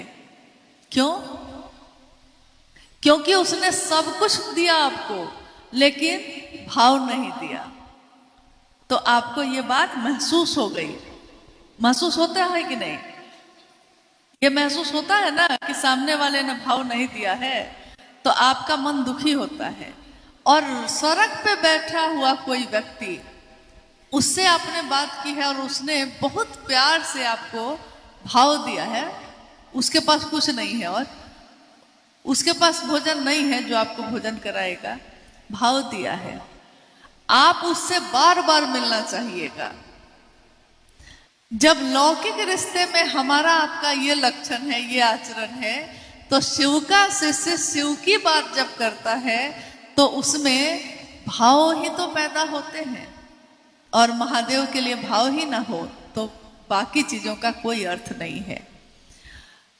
बहुत बार लोग कहते हैं कि कम से कम कोई आयोजन हो तो उसमें 5,000, 10,000, 50,000 लोग होंगे तब ना आयोजन हुआ। लेकिन अगर एक व्यक्ति उसमें खड़ा हो जाए भाव से, इस भाव से, शिष्य भाव से, मेरे गुरु शिव का काम है, हमको करना है, बाकी लोग करेगा कि नहीं करेगा हम नहीं जानते, लेकिन मुझको पता है कि मुझको करना है, तो हम करेंगे कि नहीं करेंगे। एक ही माँ बाप के 5 संतान, 5 संतानों में 4 संतान नहीं करता, माँ बाप के लिए कुछ और एक कर रहा है, तो माता पिता के लिए वो संतान ना ज्यादा अच्छा है। एक बार साहब ने कहा कि एक पिता के 2 बच्चे हैं। किसी गुरु भाई ने कहा उनसे कि अमुक गुरु भाई जो है उसको आप बहुत मानते हैं, जबकि वो अच्छा आदमी नहीं है। तो साहब ने कहा कि एक पिता के 2 पुत्र हैं, एक बहुत अच्छा है और एक बहुत बिगड़ा हुआ है। लेकिन पिता जब पानी मांगता है ना, तो वो जो बिगड़ा हुआ है पानी लाकर वही दे रहा है, जो बहुत अच्छा है लेकिन पानी नहीं दे रहा। तो पिता के लिए कौन अच्छा है भाई? वही ना। हाँ, उसका परिमार्जन हो जाए, उसमें सुधार हो जाए, उसकी कोशिश करनी है हमको आपको। तो हमारे आपके जीवन में ये सौभाग्य है कि ये संदेश हमारे पास आया कि शिव मेरे गुरु हो सकते हैं और हम दूसरों तक ये बात पहुंचा सकते हैं। ये जो धरती है तमिलनाडु की, चेन्नई, भारत देश में 4 महानगर हैं। उन 4 महानगरों में एक है महानगर। ये महानगर का अर्थ क्या होता है? जिसको बहुत नगर को मिला के बनाया गया है। नहीं, एक नगर नहीं, एक शहर नहीं, बहुत सारे नगर को मिला के महानगर बना है। तो इस महानगर में महादेव की बात उतनी ही सुंदर होनी चाहिए जितना ये सुंदर खुद है, ये स्थान है। क्योंकि इस स्थान पे महादेव की पूजा तो बहुत होती रही है, आज भी होती है। महादेव के परिवार में जो जाने जाते हैं, भगवान कार्तिकेय, भगवान गणेश, माँ पार्वती, सबकी पूजा, संपूर्ण शिव परिवार की पूजा दक्षिण भारत के सभी जगहों पे होती आई है। और बड़े बड़े संत भी हुए, शिव के शिष्य भी हुए। संत और ऋषि और साधुओं की लंबी श्रृंखला है। आदि शंकराचार्य का नाम आपने सुना होगा, यहीं की धरती के, और उनका संदेश जो है असंख्य संदेश है। और एक है जिसमें उन्होंने कहा है शिव के लिए, साहब की चर्चाओं में आपने सुना होगा इसको, कि एक वट वृक्ष के नीचे एक युवा गुरु बैठे हैं और उनके सामने, उनके चारों तरफ उनके शिष्य बैठे हैं। गुरु युवा है, यानी जवान है, और शिष्य जो बैठे हैं चारों तरफ वो वृद्ध हैं, बुजुर्ग हैं, बूढ़े हैं, वृद्ध हैं। गुरु भी मौन है और शिष्य भी मौन है, यानी गुरु भी चुप है, शिष्य भी चुप है। लेकिन इस मौन में ही शिष्यों के मन के संशय का नाश हो रहा है, विनष्ट हो रहा है। वो जो भी उसके मन में शंका है, संशय है, वो अपने आप, गुरु मौन है, कुछ नहीं बोल रहे, अपने आप वो नष्ट हो रहा है। यहीं के एक संत हुए 5वीं शताब्दी के, संत तिरुमूलर। संत तिरुमूलर कहते हैं कि जटाजूट और गंगा को धारित करने वाले ईश्वर गुरु के रूप में प्रकट होकर हम सभी के दुखों का नाश करते हैं, ऐसा मेरे गुरु नंदीश्वर ने मुझको कहा है।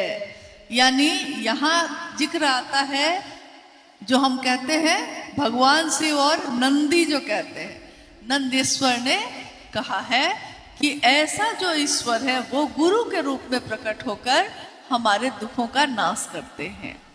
5वीं शताब्दी से लेकर 10वीं शताब्दी तक दक्षिण भारत में असंख्य संत हुए और शिव के पथ पे चलने वाले, शैव मत को मानने वाले कितने लोग आए।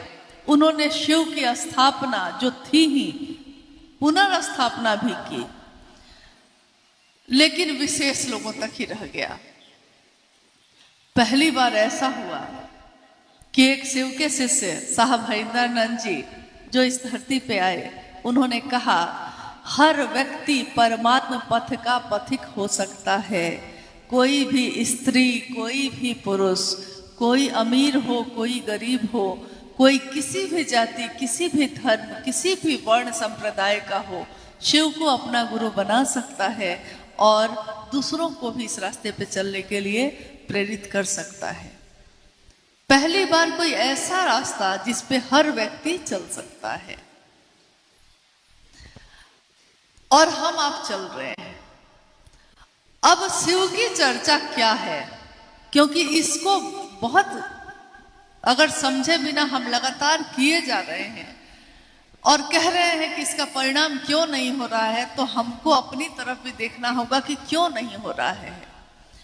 बाकी सारे आयोजन जो भी हम अपने जीवन में करते हैं वो आपका अपना मामला है, वो आप अपनी रुचि के अनुसार करते हैं। आपको जिसमें आस्था है, आपको जिसमें विश्वास है, उसके अनुसार करते हैं आप। लेकिन शिव की चर्चा शिव के लिए करनी है और किसके अनुसार करनी है? जिन्होंने ये संदेश दिया है। इसमें हम अपनी भावना या अपने अनुसार नहीं मिला सकते। उन्होंने साफ कहा है कि शिव को गुरु बनाकर शिव की बात करना है, 3 सूत्र करना है, इसके अलावा और कुछ उन्होंने नहीं कहा।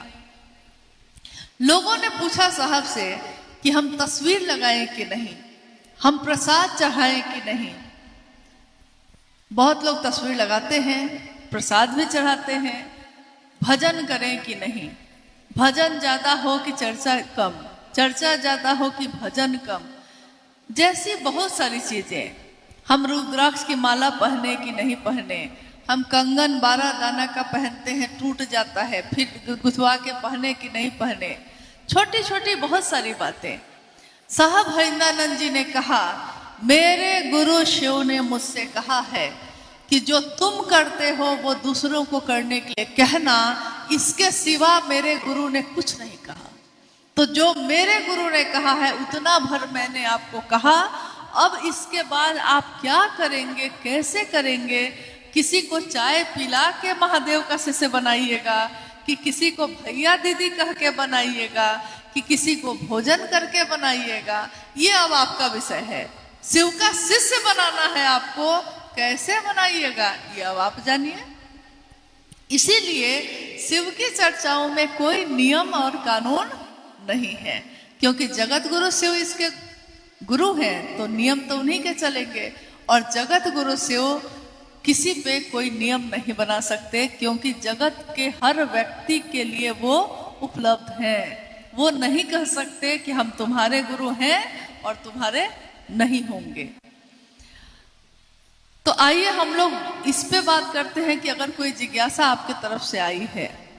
लेकिन अभी जो लगातार हम लोगों ने बात की 3 सूत्रों पे या शिव की चर्चा पे, वो इसलिए की कि बिना समझे हम लगातार किए जा रहे हैं।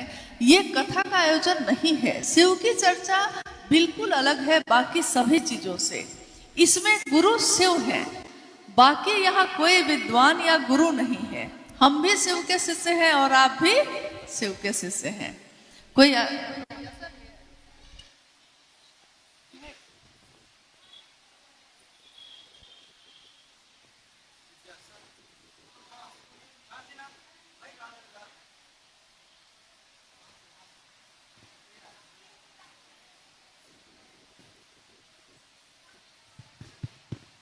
हेलो, जिज्ञासा है, चेन्नई में शिव गुरु कार्य को तेजी से करने का उपाय बताया जाए।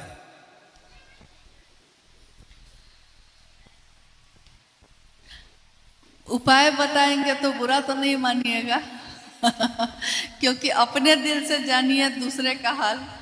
उपाय जो मुझको आज तक अपने जीवन में लगा है, जो साहब और दीदी से समझा है, सीखा है, उन्होंने कहा है कि सामने वाले को शिव से जोड़ो और तुम हटो वहां से। खुद से मत जोड़ने लगना।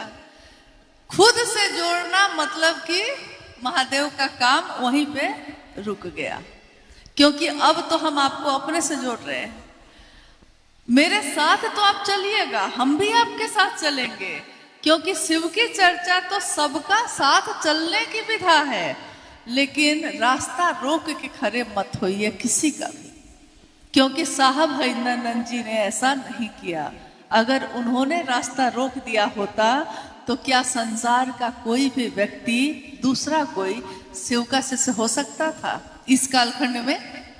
क्योंकि उनसे ज्यादा तो न भाव है हमारे अंदर, न ज्ञान है, न समर्पण है, और न एक निष्ठता है। एक निष्ठता मतलब महादेव का काम बढ़ेगा कैसे, इस पे हम लोग बात कर रहे हैं। एक निष्ठता और समर्पण किसी भी रिश्ते के लिए जरूरी है। कोई रिश्ता गहरा तब होता है जब हम लगातार उसके प्रति समर्पित होते हैं। समर्पण नहीं है, एक निष्ठा नहीं है, इसके लिए महादेव से दया मांगे हम लोग। किसी के रास्ते में खड़े ना हो, उसको जोड़ें और उसको आगे करें। आप तो हैं ही, आपकी जगह तो है ही बनी हुई, लेकिन दूसरा जो आया है, नया आया है, उसकी हालत वैसी है जैसे किसी नए नए पौधे की होती है। जैसे कहीं बिया लगा दिया आपने और उस बिये को अगर सींचिएगा नहीं तो पौधा निकलेगा उसमें से, और अगर पौधा निकल भी गया लेकिन सड़क पे छोड़ दीजिए उसको तो कोई भी जानवर आकर उसको चढ़ के चला जाता है। कुछ दिन तक उसकी रक्षा करते हैं कि नहीं? कुछ दिन तक करते हैं, उसको घेरा बना के बांस से रखते हैं ताकि वो बचा रहे। तो कुछ दिन तक तो हमको, जिसको हमने जोड़ा है, कुछ दिन तक तो उसका साथ दीजिए ताकि उसमें मजबूती आ जाए, और जब मजबूती आ जाए तो फिर उसको छोड़िए, कहिए कि आप भी महादेव का काम करिए। लेकिन अगर हम यही कहते रह जाएंगे कि हम कहेंगे तब चर्चा होगी, हम आएंगे तब हरा बोला शुरू होगा, हमसे बिना पूछे चर्चा कैसे रख दिया, ये तो साहब और दीदी ने नहीं किया, तो ये है आध्यात्मिक अपराध, और इसकी क्षमा महादेव के पास भी नहीं है। गुरु उस बात को क्षमा नहीं कर सकते जिसके कारण कोई व्यक्ति मेरी बोली से या मेरे कृत्य से उनके तरफ चलने से रुक गया है। क्षमा जिसे कर सके न तुम भी, हो जाए कोई ऐसी भूल, ऐसी भूल हमसे आपसे ना हो जाए जिसकी क्षमा महादेव भी ना कर सके। बस इतना ही भर करना है, इतने से ही काम बहुत बढ़ जाएगा। और मुझको लगता है कि जितने लोग हम लोग अभी बैठे हैं उतने लोग बहुत हैं महादेव की बात को बढ़ाने के लिए। अब जैसे रहना है इस देश, तो दूसरे देश में आप अपने गांव से आए हैं और आप यहाँ हैं। अब यहाँ की भाषा अलग, यहाँ की संस्कृति अलग, और यहाँ के होकर ही ना आप महादेव की बात उन तक पहुंचाइएगा। होता क्या है कि जैसे एक कहावत साहब हमेशा कहते रहे, कहावत ही है, राजस्थान में खूब इस कहावत को कहा जाता है कि जाट कहे सुन जाटनी, जाट और जाटनी को कह रहा है कि जाट कहे सुन जाटनी, गर रहना है इस देश, ऊंट बिलाई ले गयो तो हाजी हाजी कहना। मतलब राजस्थान की कहावत है ये कि जाट जाटनी को यानी अपनी पत्नी को कहता है कि अगर तुमको इस देश में रहना है तो लोग अगर कह रहे हैं कि बिलाई बिल्ली ऊंट को लेकर चली गई, बिल्ली ऊंट को लेकर जा सकती है, लेकिन अगर वहां के लोग कह रहे हैं तो तुम कहो कि हाँ हाँ हाँ आप सही कह रहे हैं, क्योंकि तुमको रहना है इस देश। तो आपको रहना है यहाँ, और यहाँ रह के महादेव की बात करनी है, तो पहले जो यहाँ हैं उनके अपने बनिएगा, थोड़ा नजदीक होइएगा उनके, तब ना वो आपकी बात सुनेंगे। और कोशिश ये करनी है कि जो मूल है यहाँ रहने वाले लोग हैं उनके जीवन में शिव शिष्यता का प्रवेश करवाइए, तो महादेव का काम हुआ ना। तो इसके लिए थोड़ा सा मतलब हाँ जी कहना भी सीखना चाहिए। अपने गुरु के लिए झुक सकते हैं तो झुकना चाहिए। एक जिज्ञासा और है, शिव गुरु चर्चा में अधिक भजन नाच गान करना कहाँ तक उचित है? कुछ लोग मना करने पर भी नहीं मानते हैं, कृपया समझाया जाए।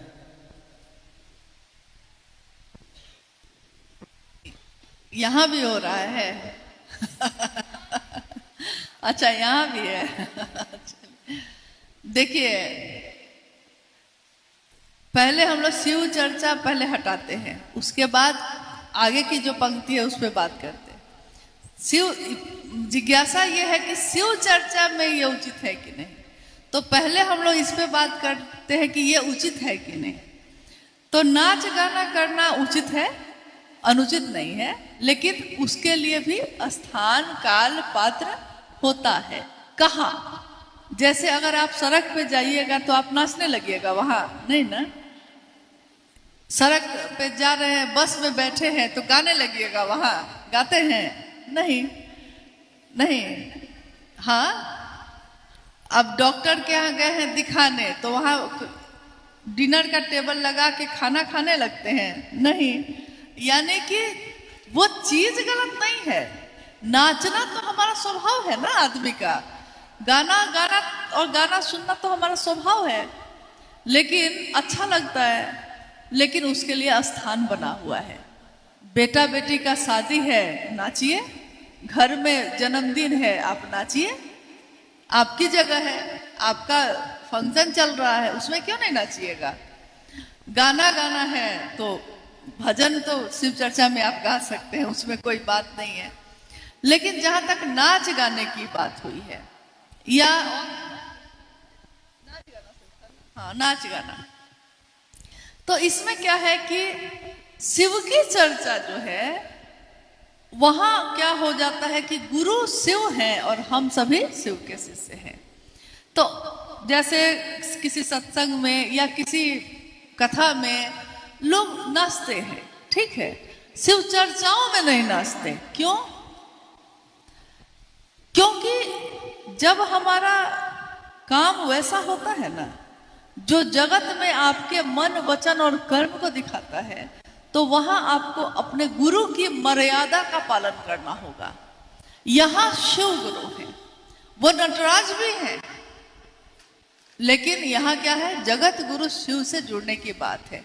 तो गुरु और शिष्य परंपरा, उसमें भी जगत गुरु शिव और उसके शिष्य होने की परंपरा आपको शांत करती है, मर्यादित करती है। महादेव की दुनिया है, लेकिन मर्यादा में तो चांद भी है, मर्यादा में तो सूरज भी है, मर्यादा में ये समंदर भी है। अगर इसकी मर्यादा टूट जाती है तो चेन्नई में बाढ़ आ जाती है, आती है ना। तो हम कहते हैं ना कि अपनी सीमा से बाहर चला आया। चांद की मर्यादा टूट जाए तो ग्रहण लग जाता है, सूर्य का हो जाए तो अंधेरा छा जाता है। एक इंसान की भी एक मर्यादा है, पिता और पुत्र की भी मर्यादा है। तो मर्यादा तो हर रिश्ते में है। तो महादेव की चर्चा में शिव की चर्चा होती है, और जरूरत है तो भजन होते हैं। जरूरत ना हो तो आपको भजन भी करने की जरूरत बहुत नहीं है। शिव की बात करना, क्यों हम लोग बार बार ये कह रहे हैं?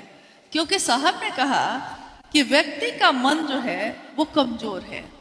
कमजोर मन किसी भी बात से घायल हो जाता है, मजबूत नहीं है।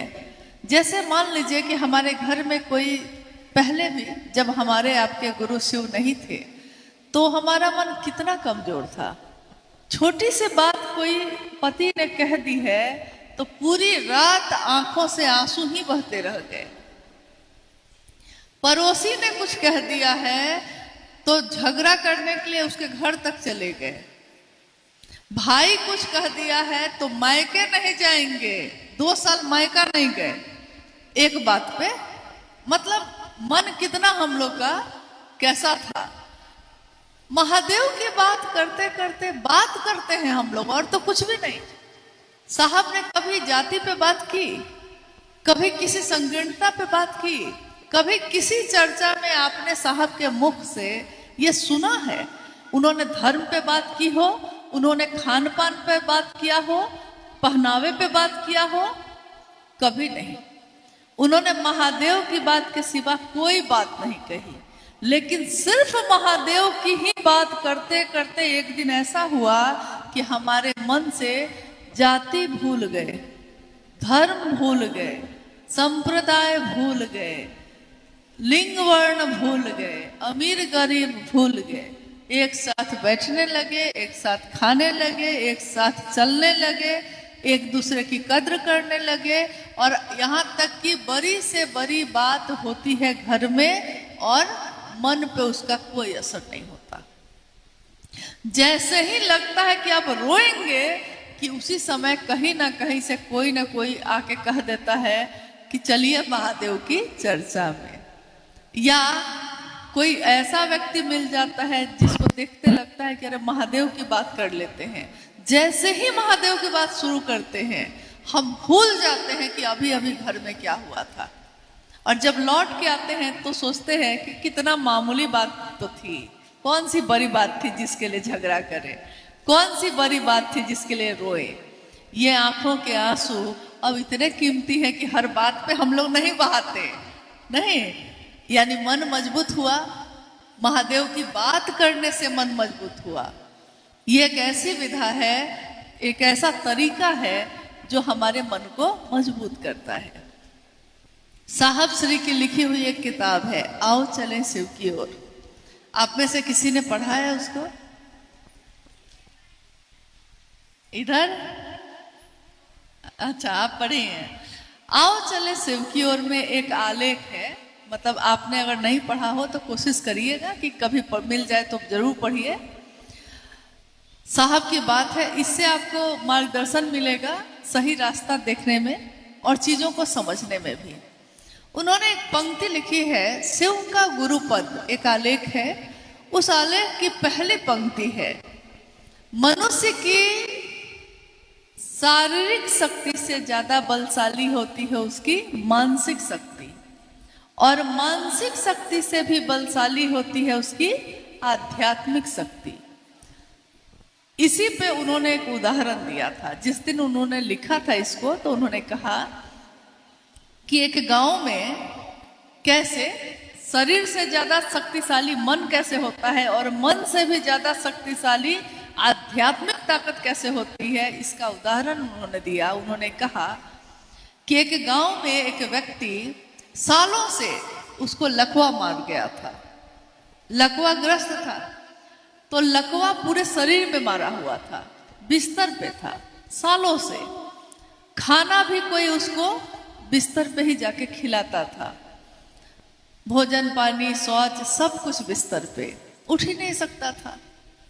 एक दिन गांव में आग लग गई और ज्यादातर गांव में घर एक दूसरे से सटे हुए होते हैं। एक घर में आग लगेगी तो दूसरे में भी, फिर तीसरे चौथे, एक साथ पूरी बस्ती जल जाती है।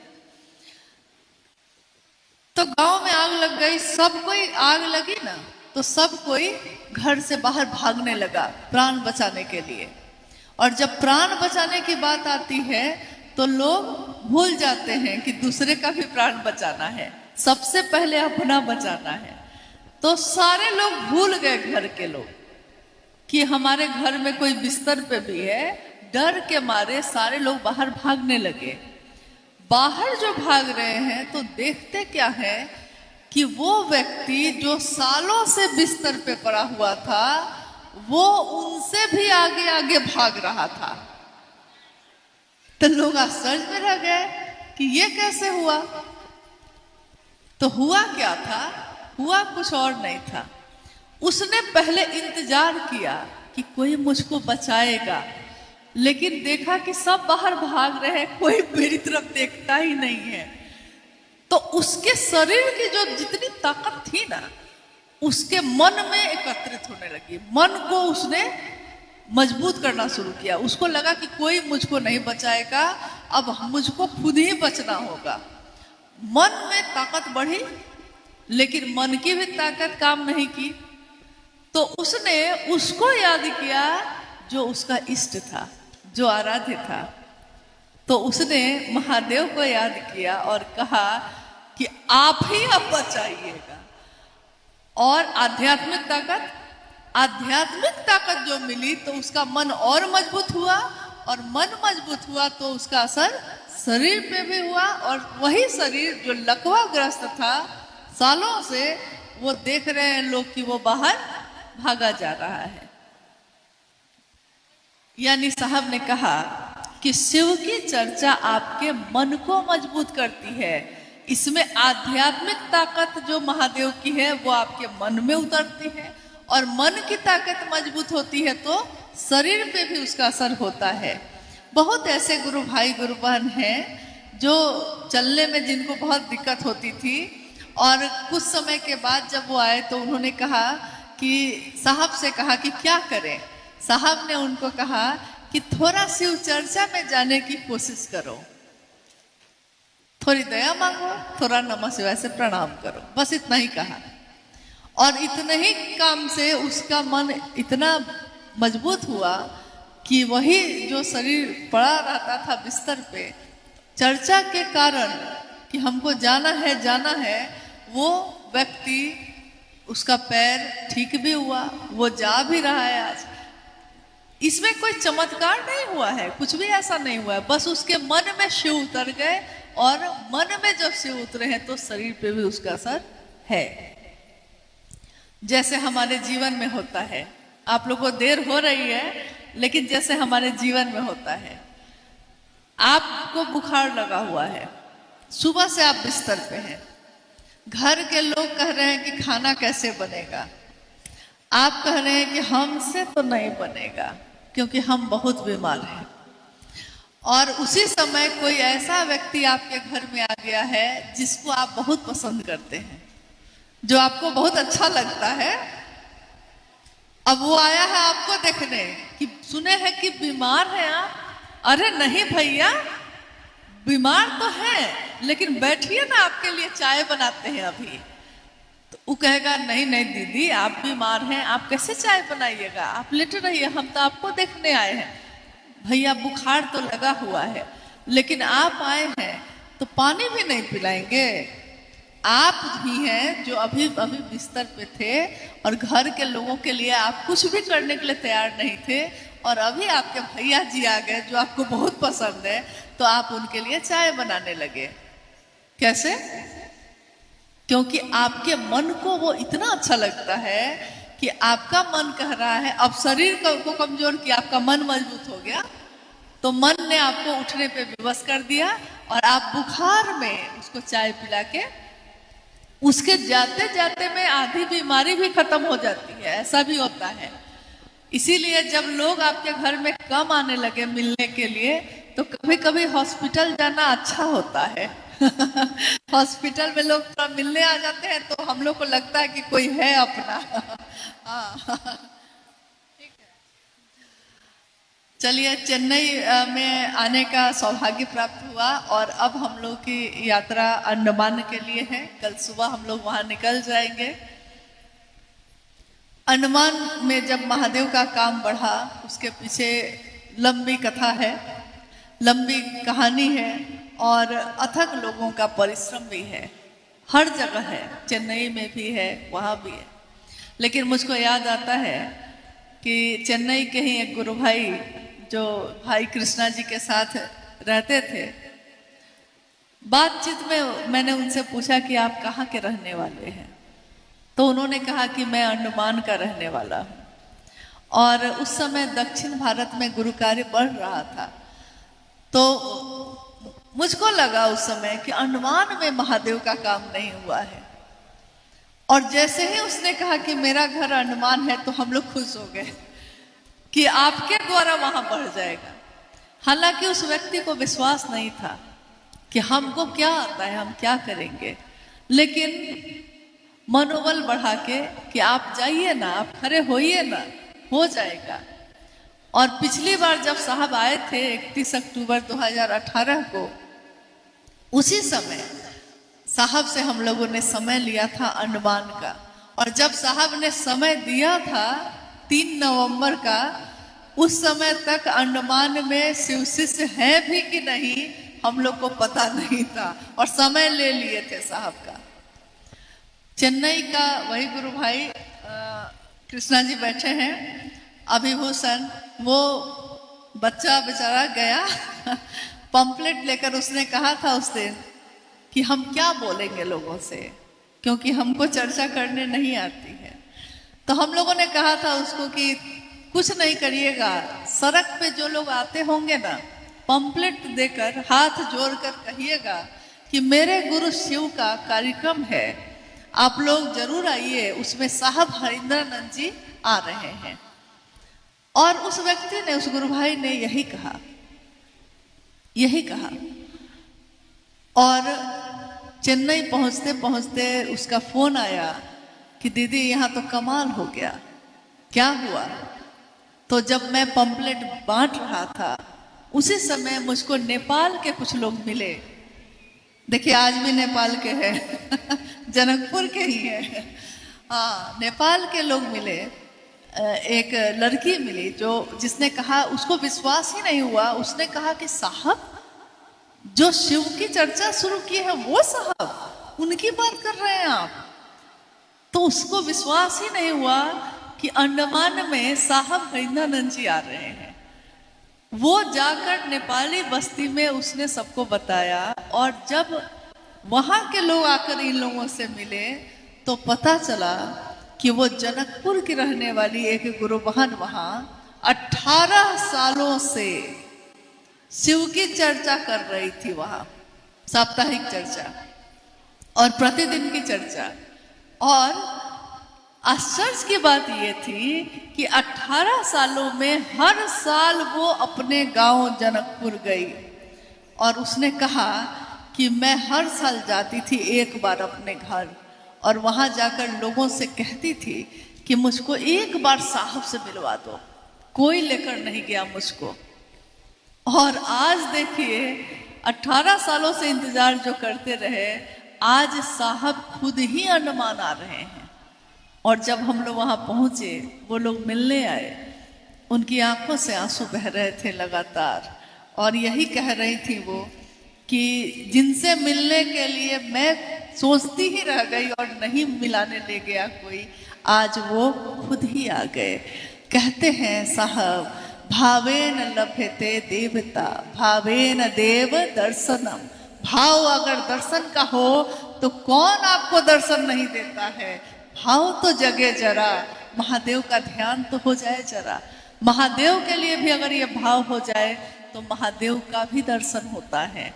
सहज प्रेम से ही परमात्मा भी लभ्य होते हैं। तो उसी धरती पे फिर से जाने का सौभाग्य कल हम लोग का हो रहा है। आप लोगों से भी अनुरोध है कि चेन्नई और उसके आसपास उठिए, जागिए, और तब तक मत सोइए कि जब तक महादेव का कुछ काम न बढ़ जाए।